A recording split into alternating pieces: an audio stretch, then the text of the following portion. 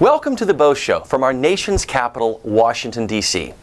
We are now in the month of June, and for some, that means it's Gay Pride Month.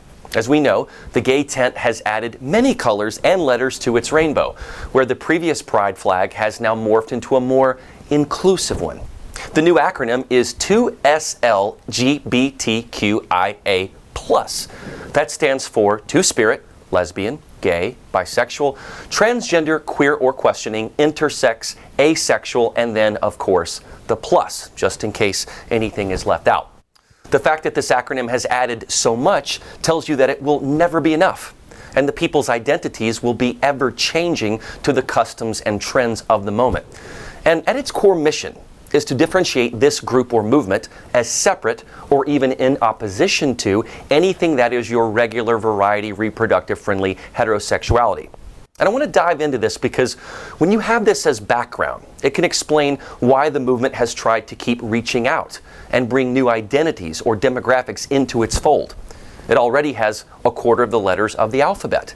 And in this analysis, I intend no harsh judgment and hold no phobia. I merely intend to observe what has happened over the years and how that has changed dramatically and how it has even rocked corporations to change their bylaws and how they operate. Some for good reason in terms of discrimination, and some, well, just because they either bowed to the loud few or they felt the need to virtue signal to the world that they were diverse, inclusive, and wonderfully woke. I went to a Canadian website called Kids Help Phone, which already made me nervous. And they explain sexual orientation and gender identity. Check this out. The site reads, quote, "Sexual orientation describes the way a person feels towards people of a particular or more than one gender physically, sexually, romantically, and or emotionally. For example, one sexual orientation is gay, which means being any combination of physically, sexually, romantically, and or emotionally attracted to people of the same gender or gender identity. Another sexual orientation is heterosexual or straight, which means being any combination of physically, sexually, romantically, and or emotionally attracted to people of a different gender," unquote. Now, think about what they said. Gay means to be attracted to the same gender or gender identity. So if you're a man and you're attracted to a man, what happens if that man identifies as a woman? Does that make you now heterosexual? And if you are also attracted to the same gender identity, if you're a male and you feel like you're a female, are you attracted to females now? Or just men who also identify as a female? Do you see how confusing this is? And this website is aimed at children. Yes, children. It attempts to confuse children even more than they already are. We know that the frontal lobe formation is still developing in kids, and yet here they are, trying to give your kids a sense of identity about sexual situations. The 2S stands for Two-Spirit, which is a new addition, and that refers to many indigenous people who have both a male and female spirit in them. So now you can be a minority within a minority. And Two-Spirit is also kind of absurd because we all have various masculine and feminine qualities within us.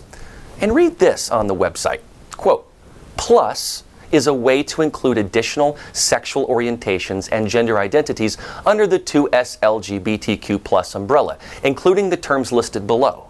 For some, the plus stands for love and acceptance," unquote.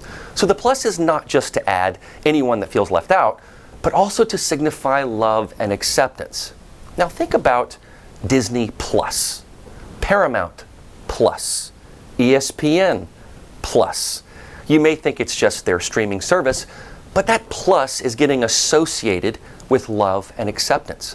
So it kills two birds with one stone in the corporate world. 2SLGBTQIA+, Disney Plus. There you go. And now this makes a great transition to how Disney has embraced this activism by ridding itself of the normative ladies and gentlemen, boys and girls greeting at parks. On this kid's website, there are other terms to learn about, such as allyship, aromantic, intersex, and polyamory, which refers to romantic partnerships with more than one person at once. So basically a threesome or ménage à trois. That's already teaching kids that any sort of monogamy or dedication to one person isn't necessary. It breaks down the nuclear family unit And that's critical because that nuclear unit is the building block of society. Elon Musk has been talking about birth rates being dramatically down. So the point I want to make is that this activism is much more than just about equal rights. It's in many ways about transforming society, whether that is intentional or not. And it may be both. I think that having a website dedicated to children, where all of these identities and sexual situations are explained and normalized, it shows you the level of activism that there is. This is why Governor Ron DeSantis of Florida signed the Parental Rights in Education bill, so that kids could not receive this type of education, which is all a social and lifestyle construct. In Florida's K-3 classrooms especially, Disney vehemently opposed this law as they bowed to the gay community. And so this battle began that, in my estimation, Disney has lost, not just financially, but with its customer base, in assuming that parents desired this type of sexual education at such a tender age. So now, what the activist side of the community has done is to go outside the schools. As it is Pride Month, there was a Pride event in Dallas called Drag Your Kids to Pride, which is a play on the word drag, since this was a drag queen event, billed as family friendly. Let's take a look at the video.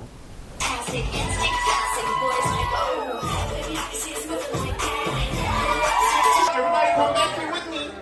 You pick who you want to walk the runway with. Let's go.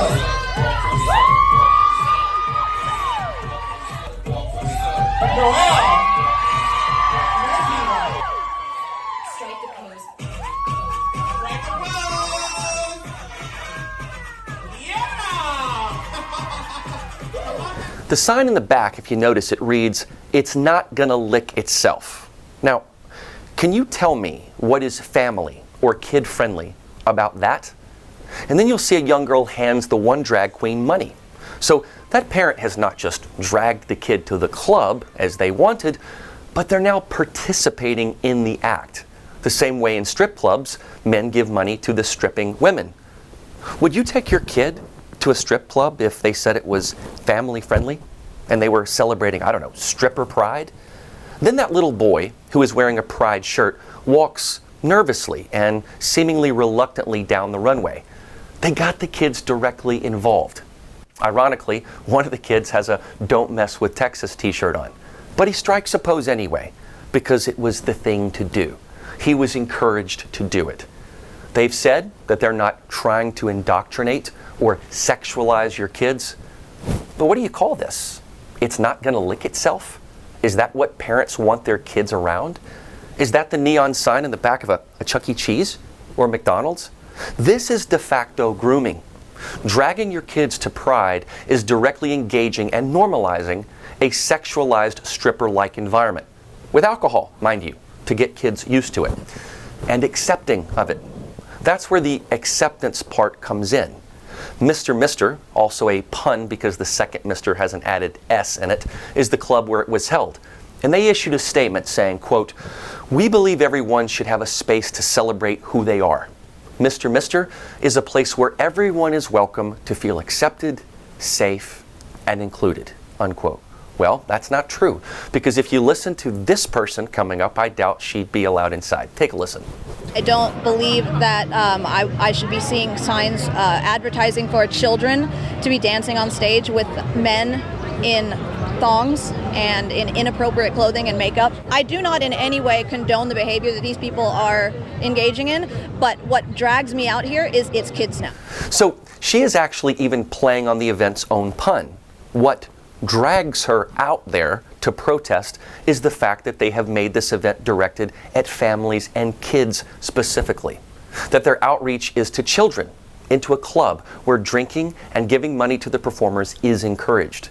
They even got the kids up on stage to walk the runway with the drag queen of their choice.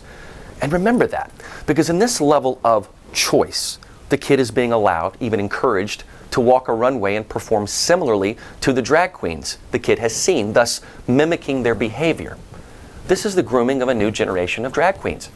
And it's also about changing norms, changing language, changing identities.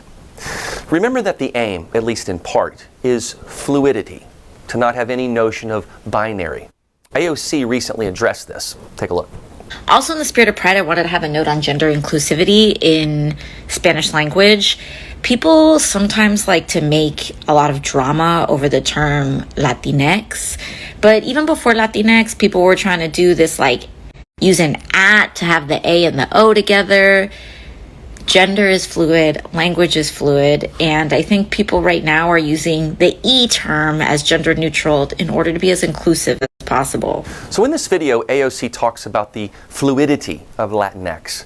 Now, Latinx in and of itself was aimed at going more gender neutral, but with these additional final letters, they're going not just gender neutral, but perhaps even country origin neutral, which, if you think about it, completely defers the individual identity in favor of the group identity.